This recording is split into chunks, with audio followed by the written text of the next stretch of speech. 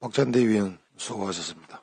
다음은 윤상현 위원 질의해 주시기 바랍니다. 우리 장관 대행님.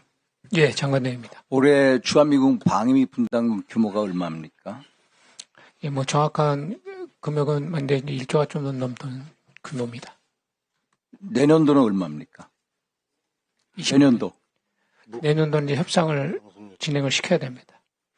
올해 것이 이제 26년, 아니, 26년, 예. 26년은 이미 협상이 완료됐죠. 예, 26년 1조 5천억부터 시작되고, 예. 올해는 한 1조 한 4천억 정도 예. 되는 거 아닙니까? 그렇습니다. 그렇죠? 예. 그런데 트럼프 대통령이 작년 유세 중에 시카고 경제 클럽에서 한국은 머니머신이다.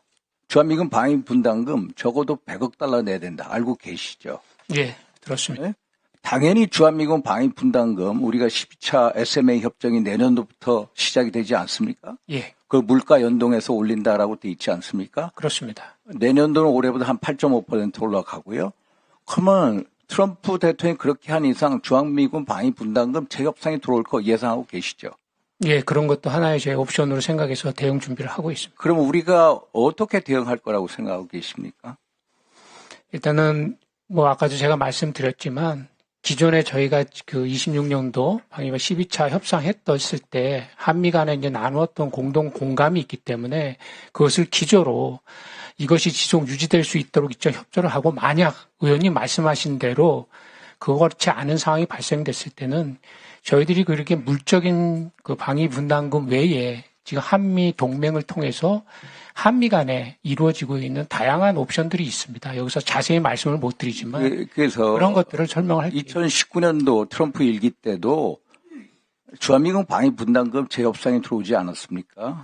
그때 제임스 하트라는 사람이 와서 우리 당국에다가 미국의 전략자산 전개 비용을 너희는 왜 안 내냐 계속 내라고 했는데 우리가 질질 끌다가 바이든 행정부에서 이제 방위 분담금 협상을 마쳤거든요. 그래서 전략자산 전개 비용 같은 것은 주한미군 방위 분담금 그 협상안이 아니라 다른 항목으로 해서 우리가 내주자. 줄 건 내주고 우리가 요구할 거. 예를 들어서 한미 간의 원자 협정을 뭐 일본 수주한다든지 호주하고 미국 같이 핵 추진 잠수함 기술을 전수받는다든지 아니면 한미 간의 핵 공유 협정을 뭐 맺는다든지 이런 식으로 우리가 협상 전략 한번 생각해 보라 이런 말씀을 드립니다.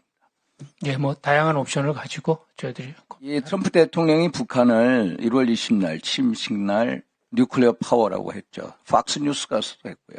또 28시계로 하고 정상회담에서는 뭐 북한의 비핵화 뭐 어쩌고 그것은 본인의 입이 아니라 이제 공동성명문에 나왔는데 또 피트 헥세스 미국의 국방장관도 상원 인사청문회 소리 보면은 북한을 뉴클리어 파워라고 얘기합니다. 작년에 민주당 공화당 정강 정책을 보면 한반도 비핵화는 완전히 사라졌습니다. 제가 보기에 북한을 미국이 핵 보유국으로 사실상 인정하는 것은 트럼프 4년 안에 반드시 옵니다. 반드시. 100% 사실상 핵 보유 인정한다. 저는 그렇게 봅니다. 그래서 군사적으로 봤을 때 미국이 북한을 사실상 핵 보유국으로 인정할 수 없는 계기, 모멘텀은 뭐라고 보십니까? 군사적으로. 미국이 북한을 인정할래 할 수밖에 없습니다. 그런 상황이 원래 올 수밖에 없다. 군사적으로 인정할 수밖에 없다. 어떤 뭐 이런 조건 같은 거 생각 못 하세요?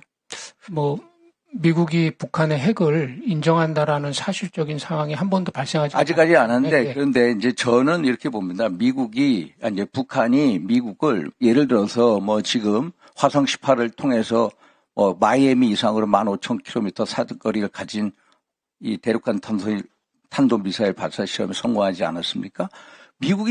북한이 마음만 먹으면 뉴욕이든 LA든 마이애미든 때릴 수 있는 능력을 갖출 텐데 그 시간이 트럼프 4년 안으로 반드시 온다는 겁니다. 러시아와 북한의 군사협력이 고도화되면서 한번 보십시오. ICBM의 어떤 대기권 재진입 기술 분명히 전이될 거라고 봅니다. 그러면은 미국은 북한을 사실상 핵 보유국으로 인정할 수밖에 없고 좋다 너희가 ICBM 실전 배치하지 마라. 앞으로 핵 동결하고 핵 확산만 하지 마라. 이런 식으로 북핵 폐기가 아닌 북핵 관리 정책으로 전환이 될 거다. 그러면 사실상 북핵을 북핵 보유국으로 인정할 수밖에 없고 그것은 우리 한국에 엄청난 재앙이 될 거다. 이거에 대해서 상황을 가정하고 어떤 옵션이나 이런 걸 준비하고 계십니까? 예, 의원님, 저희가 정책적으로 다양한 옵션들을 하고 있지만 지금 저희가 말씀드릴 수 있는 것은 미국은 지금 현재까지 바뀐 출범 이후에 북한의 비핵화에 대해서 기존의 입장을 번복한다거나 바꾼다거나 그 어떤 메시지를 낸 적이 없습니다. 지금까지 그런데 앞으로 대비를 하셔야 된다 이겁니다. 대비로. 예를 들어서 한반도형의 바깥에 전략핵 잠수함을 갖다 놓고 거기에다가 미국의 핵미사일 탑재해서 한미 간에 핵 공유 협정을 맺는다든지 제한적 핵무장을 간다든지 이런 거에 대해서 군사적인 이 옵션을 생각하고 있어라 이런 말씀이고요. 지난달에 한중 잠정 조치 수역에 중국이 거대 구조물을 설치를 했습니다. 알고 계십니까? 예, 알고 있습니다. 그거에 대해서 중국의 의도는 뭐라고 보십니까? 아마 그것을 지금 수계를 더 연결해서 예. 그것을 무인 기지해서 영토화하거나 이런 주장들을 해나갈 것에 대한 우려들을 저희들이 철거를 요청했습니까?